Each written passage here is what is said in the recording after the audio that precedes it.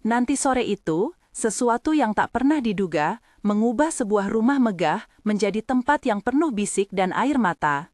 Di satu sisi, ada rumah yang dipenuhi kristal dan tirai berat. Di sisi lain, ada jejak langkah seorang pria sederhana yang membawa bau tamah dan kerja keras. Nama pusat cerita ini adalah Pak Rahman, duda jutawan berusia 52 tahun yang dikenal tegas dan penuh gengsi.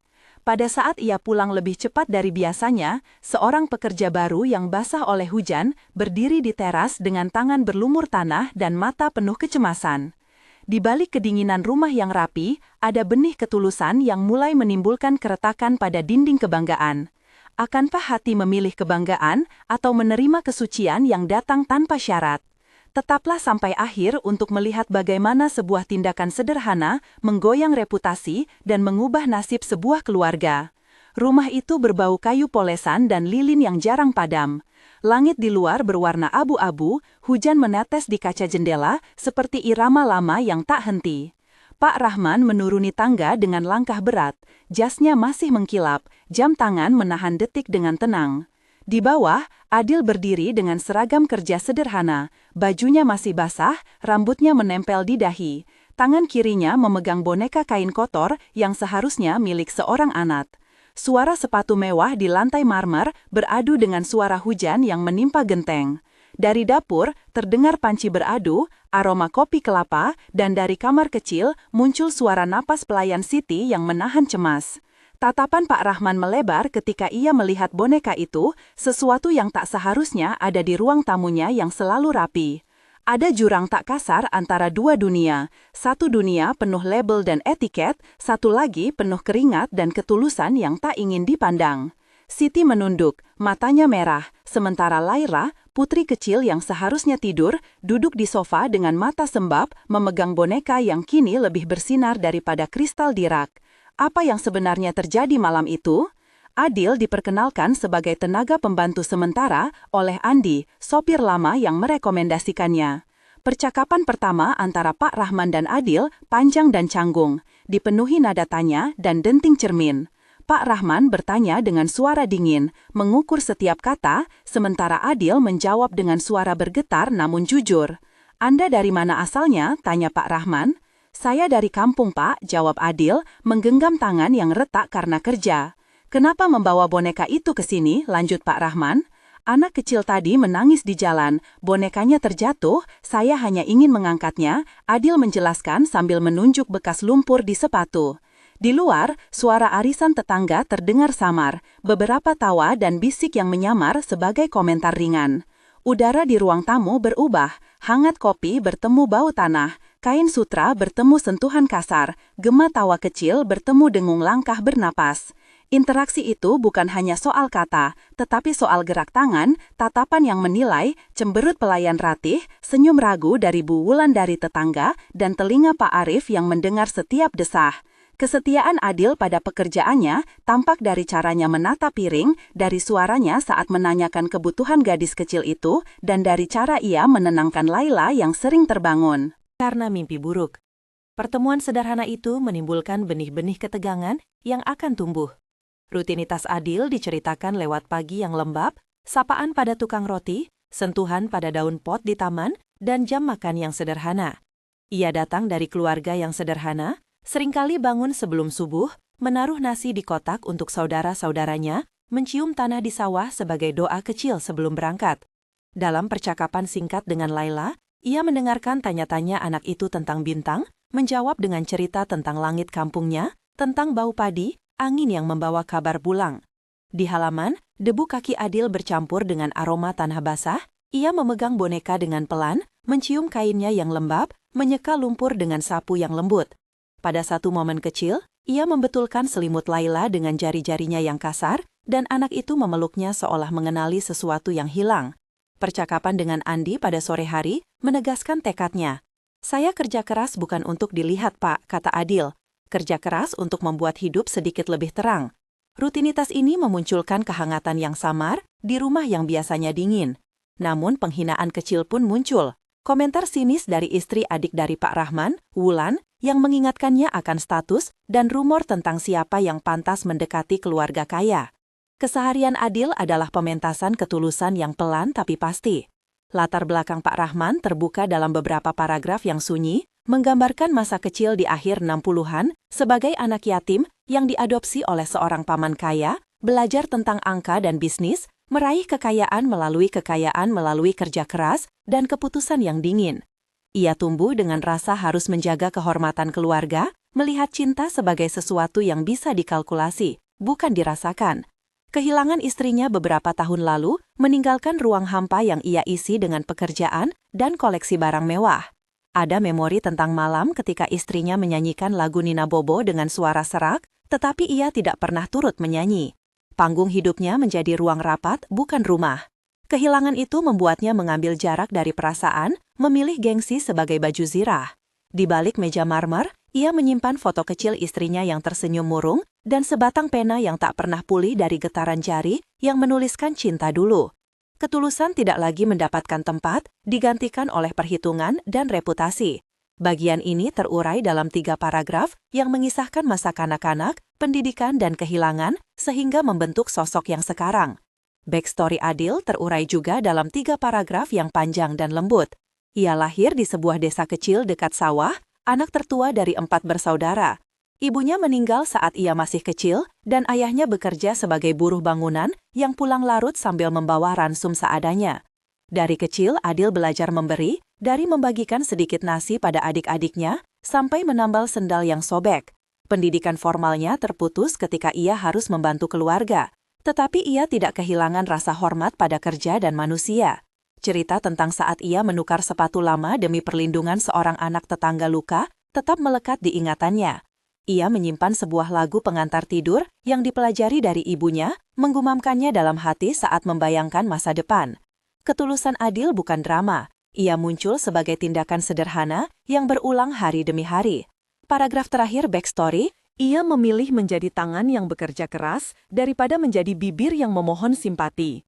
Ini menjelaskan kenapa ia begitu tenang ketika dipojokkan, karena nilai dirinya bukan diukur oleh kata orang lain, melainkan oleh nilai karya dan kasih sayang kecil yang ia berikan. Malam ketika hujan turun, insiden nyata terjadi. Sebuah jendela kecil di lantai atas pecah karena terobos angin, serpihan kaca berterbangan, Laila yang sedang bermain hampir tersayat. Adil tanpa berpikir berlari, menarik bocah itu dari jalur bahaya. Suara kaca berjatuhan, langkah kaki panik, napas yang tercekat, bau hujan dan debu yang naik bersama udara, tangan kasar yang menahan pergelangan kecil, dan tangisan yang berubah menjadi hening penuh syukur. Adegan ini berlangsung cepat dan tegang. "Pegang erat," kata Adil sambil memeluk Laila, suaranya penuh gotong royong. "Sudah aman," jawab Laila yang masih terkejut.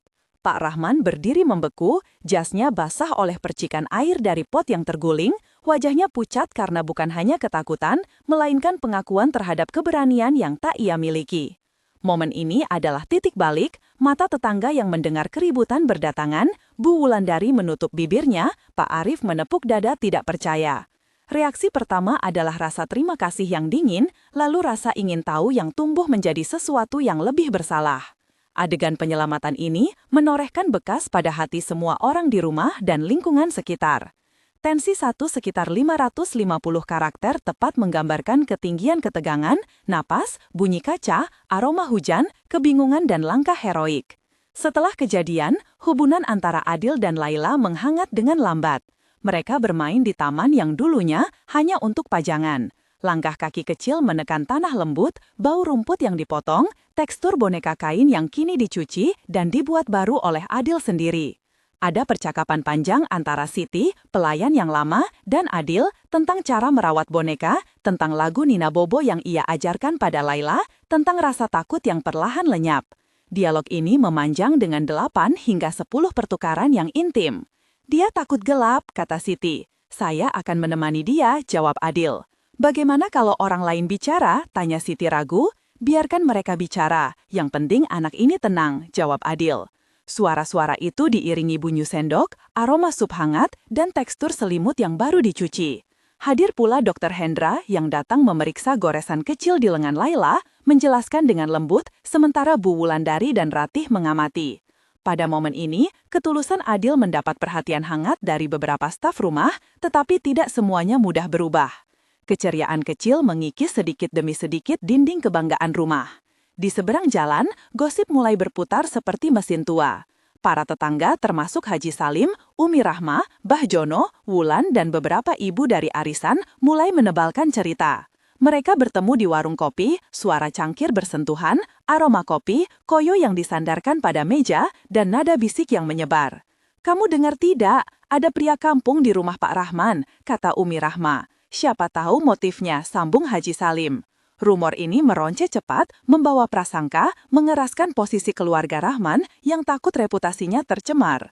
Konfrontasi datang dalam bentuk dialog panjang antara Pak Rahman dan adiknya Fadli, yang khawatir tentang tekanan sosial. "Apa yang orang akan katakan?" tanya Fadli cemas. "Gengsi kita ada di atas segalanya," jawab Pak Rahman tegas. Adil mendengar dari jauh, hatinya sakit namun ia mundur karena tidak ingin membuat masalah. Dua paragraf ketegangan ini masing-masing sekitar 550 karakter, menampilkan bisik yang jadi pisau, tatapan yang menusuk, dan tekanan yang membuat Adil menjauh. Tekanan sosial akhirnya memaksa Adil untuk mengambil langkah mundur, menawarkan pengunduran tanpa drama, padahal hatinya hancur melihat Laila yang menatap jendela sambil mengusap bekas tangannya. Komunitas menjadi antagonis yang nyata, memerangi ketulusan dengan kata-kata. Konflik memuncak ketika sebuah surat anonim tersebar di lingkungan menuduh hubungan tak pantas antara pekerja dengan keluarga kaya. Surat itu membuat para tamu di acara kecil yang diadakan untuk menenangkan suasana terdiam. Sendok berhenti di piring, raut wajah berubah. Di momen ini, ada ketegangan panjang antara Pak Rahman dan Adil, di mana keduanya bertukar 10 kali kata. "Pergi," kata Pak Rahman dengan suara pecah. "Saya tak ingin masalah," jawab Adil. "Tapi anak ini butuh perlindungan," seru Siti. "Saya akan lapor polisi," ancam Fadli. "Saya hanya ingin bekerja," ujar Adil dengan tenang. Atmosfer menjadi berat seperti kain basah, bau keringat, rasa getir di mulut, denting gelas yang tak sengaja berbenturan. Namun, sebelum keputusan dibuat, Laila memegang tangan Adil dengan erat dan menyanyikan lagu Nina Bobo yang ibu kandungnya pernah nyanyikan, suaranya kecil namun membelah hening. Lagu itu membuat siapapun yang mendengar terdiam, termasuk Pak Rahman yang merasakan sesuatu mencair di dadanya. Momen ini menjadi titik di mana gengsi mulai berhadapan langsung dengan ketulusan. Akhirnya, keputusan besar diambil dalam sebuah adegan pengakuan yang lembut. Di ruang tamu yang kini dipenuhi lampu hangat, Pak Rahman memanggil semua orang. Siti, Andi, Laila, Adil, Fadli, Wulan, Bu Wulandari, Pak Arif, dan Haji Salim. Ia berdiri di tengah, suara bergetar namun tegas. "Saya salah menilai," ia mengaku. "Kekayaan saya tidak memberi saya hak untuk menolak kebaikan." Adil menunduk, matanya berkaca-kaca namun ia tetap tenang. "Saya tak meminta apa-apa," katanya, "hanya ingin melindungi dan bekerja." Pertukaran kata-kata ini penuh jeda, emosi, dan aroma kue yang baru dipanggang dari dapur. Pada titik ini, beberapa tetangga menunduk malu, beberapa mencibir pelan, tapi suasana berubah menjadi pengakuan yang melunakkan. Ada pelukan, ada air mata, ada tepukan di bahu. Pengakuan itu bukan hanya dari mulut tetapi dari tindakan. Pak Rahman mengangkat boneka dan mempercayakan perawatan Laila pada Adil secara resmi, memberi surat kerja dan bantuan untuk keluarga Adil. Keputusan ini menandakan pengakuan bahwa ketulusan jauh lebih berharga daripada gengsi. Epilogo 1 bulan kemudian menunjukkan perubahan kecil yang nyata. Rumah yang dulu sunyi kini penuh suara tawa kecil di sore hari. Laila lebih jarang terbangun ketakutan. Udara rumah membawa aroma roti bakar dan wangi sabun yang biasa dipakai oleh Adil. Dia mulai mengajari Laila menggambar padi, menceritakan langit kampungnya sambil menyanyikan lagu Nina Bobo sendiri. Siti menulis di buku harian kecilnya tentang bagaimana hati majikannya menjadi lebih hangat. Andi, sopir, berbagi cerita di warung kopi tentang bagaimana mata Pak Rahman kini lebih lembut. Tetangga masih berbicara, tapi cerita yang beredar berubah menjadi kisah tentang keberanian kecil yang membawa kedamaian. Kegiatan arisan di jalan menyisakan senyum ketika nama Adil disebut sebagai contoh ketulusan yang langka. Bukti nyata adalah tanaman di taman yang mulai tumbuh subur karena tangan Adil yang merawatnya. Epilogo, 3 bulan kemudian, memperlihatkan rutinitas baru yang lebih stabil. Pak Rahman mulai menyisihkan sebagian rejeki untuk dana pendidikan di kampung asal Adil. Ia bertemu dengan Dr. Hendra untuk memastikan Laila mendapatkan perawatan yang baik. dan mendiskusikan program dukungan anak di lingkungan. Laila kini sering mengunjungi rumah kecil di kampung saat libur, dijemput oleh Andi yang kini akrab dengan keluarga Adil. Beberapa tetangga yang dulu bernada sinis, kini mengakui perubahan dengan langkah ragu namun tulus. Proyek kecil dimulai, perbaikan taman bermain di kompleks dan kelas mengaji sederhana yang didanai oleh donasi anonim dari Rumah Rahman. Lagu Nina Bobo itu tetap menjadi ritual, dinyanyikan di malam hari, menghubungkan dua dunia yang dulu tak saling mengerti. Epilogo, 6 bulan kemudian, menutup transformasi menjadi bukti yang tak terbantahkan. Rumah itu tidak lagi hanya simbol gengsi, tetapi menjadi rumah yang memberi ruang untuk kasih.